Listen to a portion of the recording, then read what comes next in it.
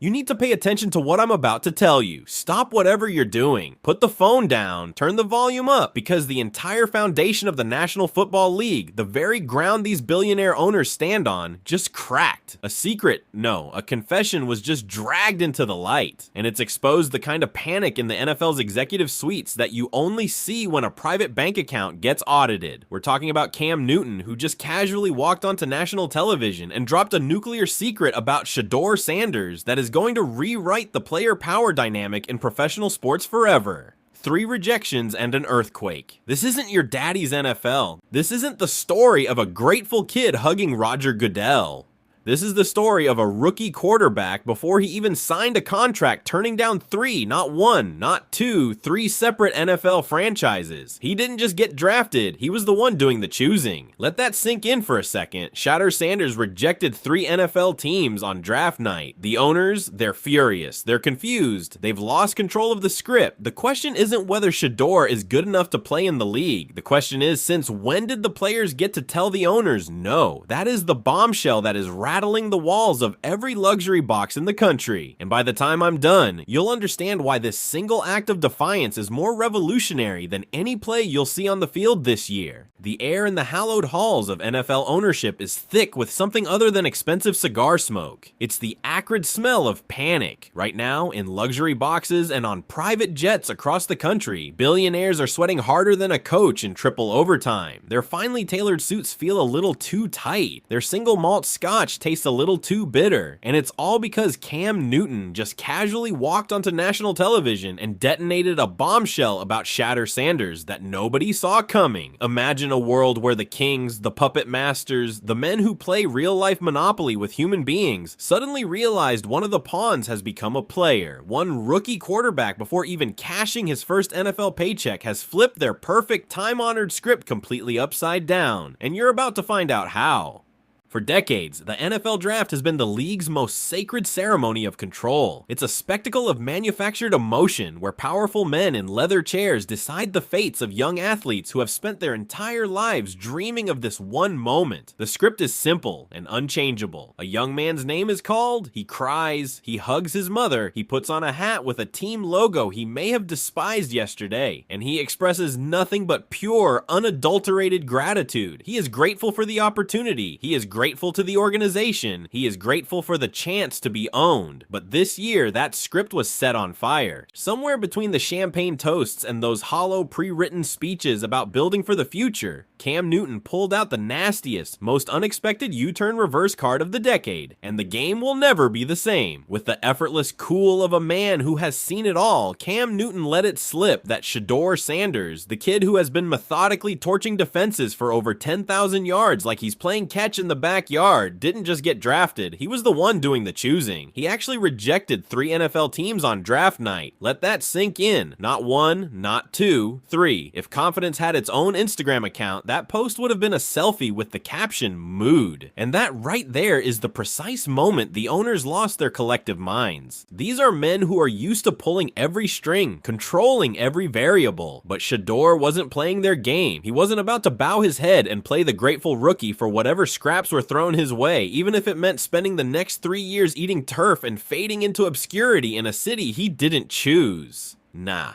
Sources say he sat through the draft process like he was speed dating billion-dollar franchises, swiping left on NFL teams with the same casual dismissal you'd use on a desperate Tinder profile. The audacity was breathtaking, the message was revolutionary, and the look on the faces of the league's puppet masters said it all. They didn't know whether to clap or collapse. This wasn't just gossip, it was a declaration of war on the established order. And Cam Newton wasn't about to let it fade into the background noise of sports talk radio. He brought the smoke with that trademark confidence, the kind of smooth, charismatic delivery where you're not sure if he just gave you a profound life lesson or a fashion tip for the runway. Cam laid it all out crystal clear. Shedeur Sanders had real options, and instead of letting his destiny get tossed around like a soggy stadium hot dog, he took the wheel. The NFL media machine, completely unprepared for such a brazen act of self-determination, went into overdrive. They twisted it, they spun it, they tried to paint him as entitled, spoiled, spoiled and disrespectful. But here's the kicker. The truth was way juicier. Shedeur wasn't being reckless. He was being calculated. He was being strategic, and he was being dangerous in a way the league had never ever seen before. Rewind the tape. All pre-draft analysis had Shedeur as a potential top 10 pick. The talent was undeniable. The pedigree was legendary. But as the draft approached, the math started getting fuzzy. Unless, of course, those numbers were being deliberately cooked by teams who were terrified of a rookie who actually possessed a spine and a sense of his own worth. And when 3 of those teams came knocking, they weren't just random franchises picking at the bottom of the barrel. These were powerhouse organizations, and Shedeur looked them dead in the eye and said no.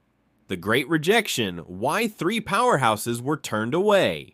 The first franchise Shedeur's camp decisively rejected was the Baltimore Ravens. On the surface, it looks like a dream scenario. A first-class organization, a stable front office, and the chance to learn behind a league MVP in Lamar Jackson. It's the kind of situation that football traditionalists drool over, but Shedeur and his camp saw it for what it was. A career graveyard. Imagine being handed a front-row seat to watch another man's legendary career unfold, knowing your only job is to hold the clipboard and stay out of the way. Who in their right mind with the ambition of a champion would willingly sign up for that? The Ravens' offense isn't just an offense. It's the Lamar Jackson experience. It's built around his once-in-a-generation talent, his unique gravitational pull on defenses, his unparalleled ability to break a game wide open with his legs.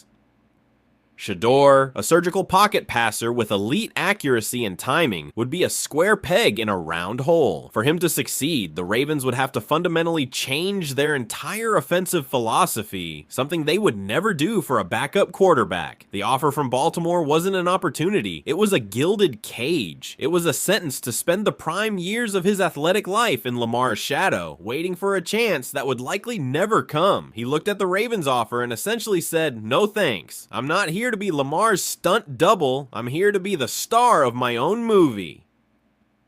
This wasn't a slight against Lamar, it was a ruthless, cold-blooded assessment of a business proposition. The Ravens wanted an insurance policy. Shedeur wanted a starting rotation spot. The two ambitions were mutually exclusive. The rejection blindsided the Ravens brass. They pride themselves on being a destination franchise. And to be so openly and publicly dismissed by a college prospect was an insult they won't soon forget. Their internal memos, if they ever leaked, would reek of indignation. Then came the Philadelphia Eagles. Another titan of the NFC, swaggering around like they're running some kind of quarterback utopia. Fresh off a Super Bowl appearance, they had just handed their franchise quarterback Jalen Hurts a mega contract so massive he could probably buy his own island and rename it Hurts Nation. The starting spot in Philly wasn't just taken, it was locked down tighter than Fort Knox for the foreseeable future. Shedeur saw the script from a mile away. Draft him, praise his potential, stick him on the bench, and let his talent atrophy in the shadows until the fans couldn't even remember his name. Philly probably thought they were doing him a favor, blessing him with that iconic midnight green jersey and a chance to be part of their culture. But Shedeur wasn't looking for a participation trophy. He saw that respecting Jalen Hurts didn't mean he had to sacrifice his own career at the altar of someone else's success. He didn't need a crash course in invisibility. The Eagles likely envisioned Shedeur beaming with pride while holding a clipboard as if it were a championship trophy. Instead, he treated their offer like a piece of junk mail. It wasn't just a rejection, it was a statement that his ambition was not for sale. The message to the Eagles was brutal in its simplicity. You have your guy. I am not a luxury item for your storage shelf. I am a franchise cornerstone and I will only go where I can be one. Now, the Eagles organization, notoriously confident, took this as a direct affront. Their ownership sees their team as one of the elite few. And to be told, your situation is beneath me by a rookie was a level of disrespect they were not programmed to handle. They saw him as an arrogant kid. He saw them as a closed-off corporation. This is where the internet lost its collective mind. Was Shedeur being cocky, or was he playing 4D chess while the rest of the league was playing checkers? The old school voices, the gatekeepers of football tradition, immediately wagged their fingers. They screamed about entitlement, about a lack of respect for the process, about how rookies are supposed to pay their dues. But then Cam Newton, a man who knows a thing or two about being a revolutionary billionaire quarterback flipped the entire narrative on its head. He argued that Shedeur's move wasn't arrogance. It was the ultimate form of respect. It was respect for Lamar Jackson. It was respect for Jalen Hurts. Shedeur wasn't sitting around praying for another player to get injured just so he could get his shot. He wanted to earn his place, to win a competition on a level playing field. And deep down, he was smart enough to know exactly where he would never find one. The fan base went nuclear. Social media became a civil war. Half the crowd was cheering Shedeur's snubs, praising him as a visionary, a trailblazer for player empowerment. The other half was furious, screaming that he had thrown away his career before it even started, that his ego had written a check his arm couldn't cash. And all the while, up in their marble towers, the NFL owners were fuming, asking themselves the one question that terrified them to their core. Since when did the peasants get to choose their castles? Because, let's be perfectly clear, this was never about just one rookie quarterback. This was about power, and billionaires do not like it when the power shifts unless it's their stock portfolios climbing ever higher. And you cannot tell this story without talking about the larger-than-life shadow looming over all of it. Deion Primetime Sanders. Shedeur wasn't raised by just any dad. He was mentored by a Hall of Famer who broke molds, shattered conventions, and built an empire by refusing to play by anyone else's rules. While the league thought draft night was a simple selection show, Shedeur, armed with the primetime playbook, flipped it into a high-stakes negotiation table. He was taught that his value is not determined by the lowest bidder, but by his own self-worth. That philosophy is kryptonite to the NFL's business model. And that's where the Cleveland Browns entered the picture. Not as the safe choice, not as the prestigious choice, but as the calculated, high-risk, high-reward gamble that made perfect sense. Yes, Cleveland is a franchise historically built on heartbreak and chaos. It's been called a quarterback graveyard, a place where first-round hopes go to die. But here's the key that Shedeur's camp understood. In a land with no king, anyone can stake a claim to the throne. In Cleveland, there was a power vacuum. There was no Lamar Jackson, no Jalen Hurts, no living legend whose shadow would blot out the sun. In Cleveland, the competition wasn't icons. It was a revolving door of guys that fans often forget about from week to week. For Shedeur, that wasn't a red flag. It was a wide open door. It was the only place that offered a real, legitimate shot at becoming quarterback one in year one. The Shedeur blueprint, a new era of player control. This moment is bigger than one draft pick. It's bigger than Cam Newton's podcast. It's bigger than one soundbite. This is the beginning of a new era, an era where players are flipping the table. They don't just sit there and smile for the cameras. They call the shots. They reject billion-dollar organizations like bad Tinder dates and bet on themselves so hard that it makes the owners sweat bullets. And just like that, Shedeur Sanders became the unwilling poster boy for a rebellion the NFL never saw coming. Let's bring in the traditionalists. Championed by the perspective of a guy like Alex Smith. After the news broke, Smith, a respected veteran, voiced the opinion held by the old guard. Shedeur blew it. The argument is predictable because it's been drilled into players for generations. You should be grateful for any opportunity. A first-class organization like Baltimore is the best place to learn, to develop, to understand what it takes to be a pro. You put your head down, you work hard, and you wait your turn. It's an easy position to take, especially for a player like Smith, who spent half his career being treated like a rental car while his teams were constantly window shopping for younger, flashier models. Of course, he wants the new generation to follow the same tired, miserable script. Misery loves company after all. But Shedeur Sanders didn't come to the NFL to smile, nod, and be a good company man. He came to flip tables, tear up scripts, and write his own damn playbook. This is the new culture war in the NFL. It's the old school mentality of organizational loyalty versus the new school mindset of player empowerment. For decades, rookies were taught that the team was everything, but a new generation raised on personal branding, NIL deals, and the lessons of players like LeBron James sees it differently. Their career is a business, and they are the CEO. They're not just assets, they're entrepreneurs. And this entrepreneurial spirit is what terrifies the owners. Because if rookies start demanding respect and control over their own careers, what's next? Imagine the bedlam if quarterbacks started acting like free agents before they even signed their rookie deal. That's every billionaire owner's worst nightmare because suddenly they're not the ones yanking the leash anymore. The entire structure of the draft, designed to prop up bad teams and maintain a competitive balance dictated by the league, begins to crumble.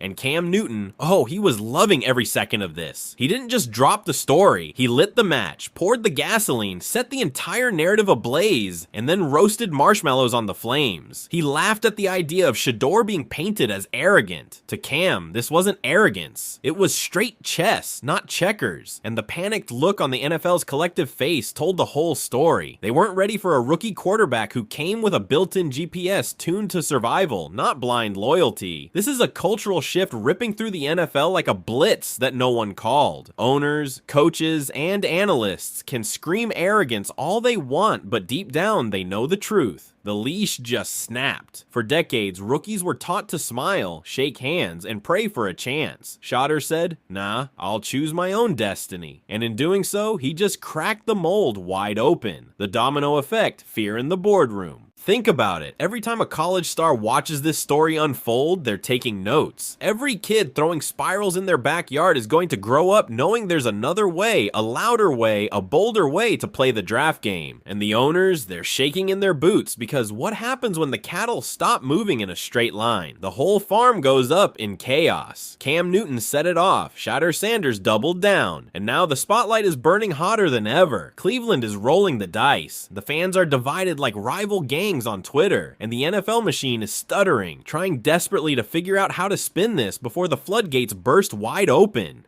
Now picture this. Shedeur walks into training camp in Cleveland. Every camera is locked on him. Every microphone is in his face. Every teammate is looking at him, wondering if this is the kid who finally breaks the curse or just another arrogant rookie who will be chewed up and spit out by the Browns' chaotic machinery. He doesn't need to be perfect. He just needs to be bold enough to survive. One laser pass in a preseason game, one clutch drive in a scrimmage, and suddenly the headlines change from the entitled rookie to the savior Cleveland didn't deserve. This is no longer just a draft story. It's a revolution brewing right under the NFL's nose. The real question now is how this story will age 10 years from now. Will Shedeur Sanders be remembered as the visionary quarterback who refused to play sidekick and forced the NFL to change its ways? Or will he go down as the tragic cautionary tale, the kid who thought he was too big for his own cleats and gambled his career away? Either way, he has already carved his name into the history books. He rejected billion-dollar franchises like they were items off the dollar menu, and he made NFL owners sweat in places they didn't even know they could sweat. That's not just bold, that's revolutionary. And revolutionary figures, whether they rise to glory or crash and burn, always leave the league forever changed. The old guard will try to minimize this. They will spend the entire season talking about his accuracy, his footwork, his coachability. They will do everything in their power to make this about football mechanics and not about the transfer of power that has just occurred. They want to contain the idea. They want to tell the next generation of college superstars that this was an anomaly, a one-off stroke of luck and hubris that should never be repeated. But the genie is out of the bottle and it has a primetime pedigree. Consider the implications for the future #1 overall picks. If a player can orchestrate their draft destiny, bypassing better established but quarterback-saturated franchises for a situation where they can play immediately, every single college agent in the country is now taking notes. They're not just evaluating scheme fits, they're evaluating the quarterback depth chart, the years remaining on contracts, and the likelihood of a rookie being able to steal the job in year 1. This makes the draft a negotiation, not a decree. It flips the entire calculus. Before this, the accepted wisdom was that a rookie QB should go to the best, most stable organization, even if it meant sitting for 3 or 4 years. That stability was seen as the greatest asset. Shedeur Sanders is challenging that wisdom by arguing that opportunity and immediate playing time are the greatest assets. He is betting that the talent and visibility of starting now, even in chaos, outweighs the comfort and obscurity of sitting in a stable system. This is a brutal, cold-blooded business decision. The owners hate it because it introduces a layer of player agency they have spent decades eliminating. They want an assembly line of compliant, grateful athletes. Shedeur, with the help of Cam Newton's narrative explosion, has announced that the assembly line is now a bespoke shop, and the athlete is the client, not the product. The anger in the boardroom isn't just about this one player, it's about the precedent this sets for every future negotiation. The third team that was reportedly rejected, a fact that has been harder to confirm and a secret that is still bubbling under the surface, was a team in the NFC West. A team that thought they could secure Shedeur in the middle of the first round. This team, a known contender with an aging veteran quarterback, planned to use Shedeur as the ultimate succession plan. The rejection from this team was perhaps the most pointed because it was delivered with the cold logic of an advanced scout. Your veteran isn't retiring soon enough. Your timeline doesn't match mine. I'm not here to be the guy that replaces the legend. I'm here to be the legend. The name of this third team is the true nuclear secret the owners are trying to contain because it would fully expose just how widespread Shedeur's audacious rejections were. Cam Newton's choice to reveal this on a national platform wasn't an accident. It was a calculated move by a player who himself defied the norms of the quarterback position. Cam understands the revolutionary nature of Shedeur's decision because he has lived through the media scrutiny of being a non-traditional leader. Cam's delivery, smooth and confident, legitimized the action. It gave Shedeur's move the stamp of approval from a former MVP who knows what it means to stand alone. The league's old guard can't just dismiss it as the ramblings of a random pundit. They have to deal with the messenger, an icon of the modern era. So what's your take on the biggest power play in modern draft history? Was Shedeur a genius for betting on himself, or did he make a catastrophic mistake by turning down two of the best organizations in football? Let me know your prediction down in the comments. This story is just getting started, and the fallout is going to be epic. The scrutiny on Cleveland this year won't just be about winning or losing. It will be about whether Shedeur's belief in himself was justified. If he flames out, the owners will point to it as a cautionary tale. See, this is what happens when you don't follow the process. But if he succeeds, if he leads the Browns to relevance, then the entire structure of the draft is fundamentally broken, and the players will finally have a blueprint for true unadulterated empowerment. The tension in Cleveland, the high-stakes gamble, the public drama. It's not just football, it's a living, breathing business thriller. The ultimate irony is that by rejecting stability, Shedeur has created the most unstable yet most compelling narrative in the entire NFL. He has forced the narrative to revolve around him, exactly what he needed to do to cement his brand and his future. The owners are fuming, the media is buzzing, and a revolution is brewing in Cleveland, Ohio. You're not going to want to miss what comes next. The depth of the owner's fury stems from the fact that Shedeur's rejection strikes at the very heart of the competitive balance illusion. The draft is designed to help the bad teams get better by giving them access to the best talent. When a top-tier prospect dictates terms and bypasses good, stable teams to choose a team with a clear path to the starting job, it proves that the players now see through the veneer. They are prioritizing their personal career trajectory over the league's mandated organizational structure. This makes the draft a weak tool for team building, not a strong one, and that is a threat to the bottom line of every single owner. They want the illusion of choice, but the reality of control. Shedeur chose control over the illusion. Every single word spoken by the league's establishment voices in the coming weeks will be an attempt to re-establish that control. They will praise the sanctity of the process. They will talk about the value of mentorship and patience, but their words will ring hollow because Shedeur's actions have already spoken volumes. He has shown the way, and a generation of hungry, social media savvy athletes is watching and learning. This is the new power struggle, and it is happening right in front of our eyes. The final element of the secret Cam Newton revealed, the part that is really making the league security staff lose sleep, is the alleged involvement of a major sports marketing agency that advised Shedeur's camp to make these explicit rejections publicly known or at least strategically leaked. This wasn't just a private family decision. This was a coordinated professional business strategy designed to maximize his marketability and put him on the most visible platform possible. If this is true, it means that the player empowerment movement is not just organic. It is being professionally managed and weaponized against the league structures. The owners are now fighting not just a defiant player, but a highly sophisticated PR and business operation. That is the kind of adversary they truly fear. The player, the father, the agency, and the media mouthpiece in Cam Newton. This is a four-pronged attack on the status quo. You absolutely have to keep watching this story.